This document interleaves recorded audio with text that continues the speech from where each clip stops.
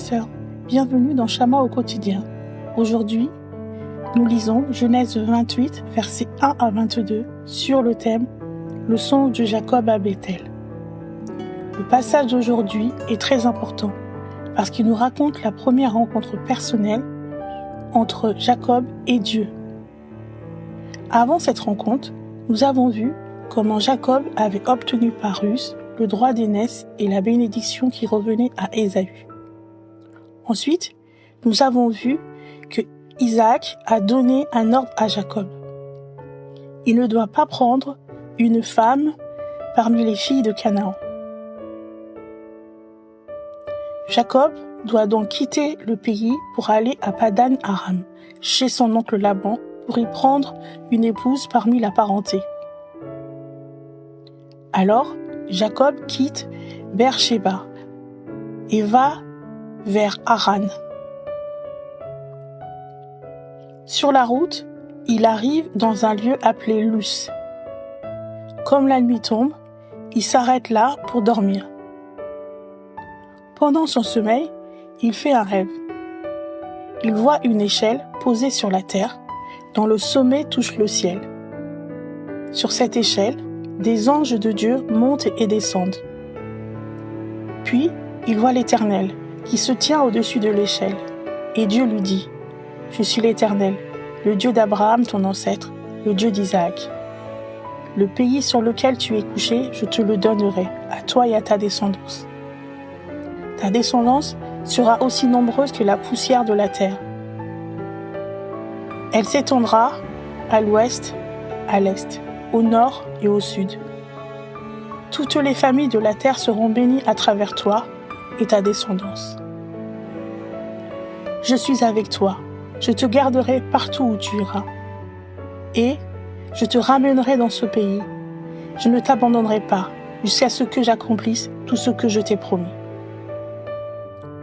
Quand Jacob se réveille, il dit « Vraiment, l'Éternel est ici et moi, je ne le savais pas. » Alors, saisi de crainte, il ajouta « Ce lieu est redoutable. » Et n'est autre que la maison de Dieu, c'est la porte du ciel.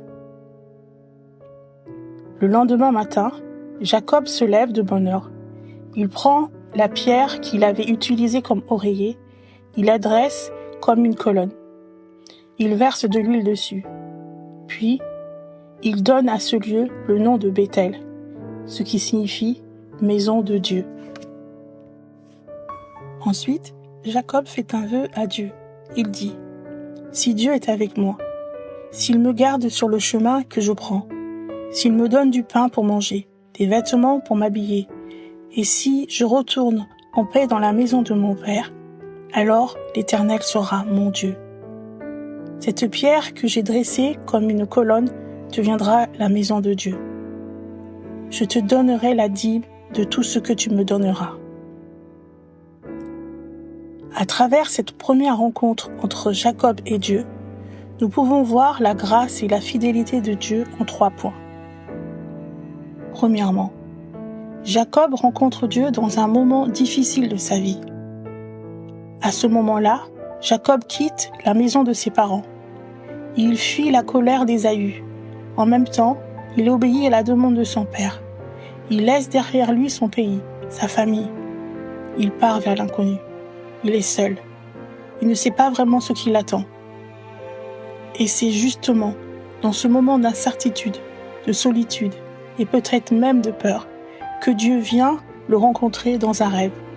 Dieu lui révèle clairement son choix, sa présence, ses promesses. Deuxièmement, Jacob voit Dieu se révéler à lui à travers l'échelle du ciel. Cette échelle montre à Jacob que Dieu est celui qui prend l'initiative. Il descend vers l'homme. Il vient chercher Jacob là où il est. Dans Jean 1, verset 51, Jésus dit à ses disciples, « Je vous l'assure, vous verrez le ciel ouvert et les anges de Dieu monter et descendre entre le ciel et la terre par l'intermédiaire du Fils de l'homme. » Autrement dit, Jésus est lui-même cette échelle. Il est le lien entre le ciel et la terre. Il est celui qui est venu du ciel vers nous pour nous ramener dans la présence glorieuse du Père. Troisièmement, Dieu fait comprendre à Jacob qu'il sera toujours avec lui. Dieu rappelle à Jacob que les promesses données à Abraham et à Isaac sont aussi pour lui. Mais Dieu ne lui donne pas seulement une promesse pour l'avenir, il lui donne aussi une assurance pour le présent. Je suis avec toi. Je te garderai partout où tu iras. Je ne t'abandonnerai pas. Après cette rencontre avec Dieu, nous voyons aussi un changement dans la vie de Jacob. Lui, qui était un homme rusé, devient un homme saisi par la crainte de Dieu. Lui, qui comptait beaucoup sur ses propres stratégies, commence à apprendre à dépendre de Dieu. Il commence aussi à comprendre qu'il doit répondre à Dieu par l'offrande. Frères et sœurs, je crois que chacun de nous, en tant que croyants, a aussi une histoire de rencontre avec Dieu. Bien sûr, nos expériences ne sont pas toutes les mêmes. Certains ont rencontré Dieu dans un moment de joie, d'autres dans une période difficile. Certains dans la prière, d'autres à travers une parole, un culte, une épreuve ou même un silence. Mais une chose est sûre, quand on rencontre vraiment Dieu, notre vie ne peut pas rester la même. Comme Jacob, apprenons à nous souvenir de la grâce de Dieu. Dieu nous a cherché le premier. Dieu nous a aimés le premier. Dieu nous a rejoints sur notre chemin. Je prie que le Saint-Esprit nous conduise chaque jour afin que nous puissions vivre une vie nouvelle, une vie transformée par Dieu. Que Dieu vous bénisse.